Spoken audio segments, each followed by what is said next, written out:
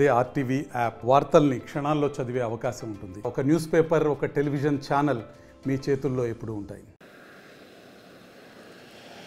మొదటి నుండి కూడా రాజకీయ ప్రాధాన్యత ఉన్నటువంటి పశ్చిమ ప్రకాశం జిల్లా గిద్దలూరు నియోజకవర్గం అయితే కూడా ఇక్కడ రాజకీయం రోజుకొక మలుపు తిరుగుతూ ఉంది. ఎన్నికలు సమీపిస్తున్న కొద్దీ కూడా ఇక్కడ రాజకీయ గణాంకాలు రోజుకొక మలుపు తిరుగుతుంది. ముఖ్యంగా అయితే నిన్నటి వరకు ఉన్న గణాంకాలు కూడా అదేవిధంగా ఇప్పటికైతే మారుతున్న పరిస్థితి అయితే ఉంది. మొత్తానికి చూసుకున్నట్టయితే పశ్చిమ ప్రకాశం జిల్లాలోని ముఖ్యమైన నియోజకవర్గాల్లో గిద్దలూరు నియోజకవర్గంలో నిన్నటి వరకు కూడా వైఎస్ఆర్సీపీ అభ్యర్థి ఎమ్మెల్యేగా కొనసాగుతున్న అన్నా రాంబాబు ప్రస్తుతం మార్కాపురం నుంచి పోటీలో ఉంటున్నాడని ఒక వార్త వచ్చిన నేపథ్యంలో కూడా ఇక్కడైతే రాజకీయ వాతావరణం పూర్తిగా మారిపోయింది. మొత్తానికి అన్నా రాంబాబు మార్కాపురం నుంచి పోటీలో ఉంటున్నాడు.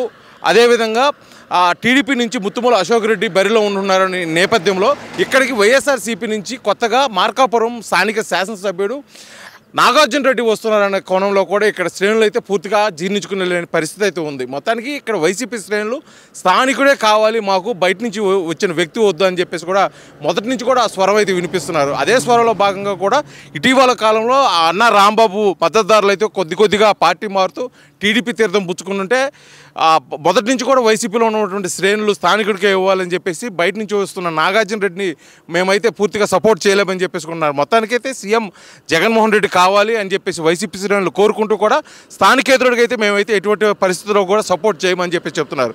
మరోపక్క వైసీపీ శ్రేణులు ఈ అంతర్గత కుమ్ములాటను ఏకతాటిపై తెచ్చేదని కూడా జిల్లా వైఎస్ఆర్సీపీ నాయకులు అయితే గట్టి ప్రయత్నం చేస్తున్నారు. అదేవిధంగా అధిష్టానం నుంచి కూడా గట్టి ప్రయత్నాలు చేస్తున్నప్పటికీ అసెంబ్లీ సమావేశాలు జరుగుతున్న ఈ నేపథ్యంలో ఎటువంటి సమాచారం వస్తుందని చెప్పేసి కూడా ఇక్కడ గిద్దలూరు నియోజకవర్గం నుంచి అయితే పార్టీ శ్రేణులు ఎదురు చూస్తున్నారు. ఇటు వైఎస్ఆర్సీపీ నుంచి ఇప్పుడు ఈ పరిస్థితి కొనసాగుతుంటే ఇటు టీడీపీ మటుకి రెట్టించిన ఉత్సాహంతో మటుకి 2024 ఎన్నికలకు సిద్ధమవుతుంది. ముత్తుమల అశోక్ రెడ్డి టీడీపీ ఇన్ఛార్జి బాధ్యతలకు తీసుకున్న దగ్గర నుంచి కూడా నియోజకవర్గంలో పూర్తి స్థాయిలో పార్టీ బలోపేతానికి అదేవిధంగా కూడా పార్టీ గెలుపుకు కృషి చేస్తున్నాడు.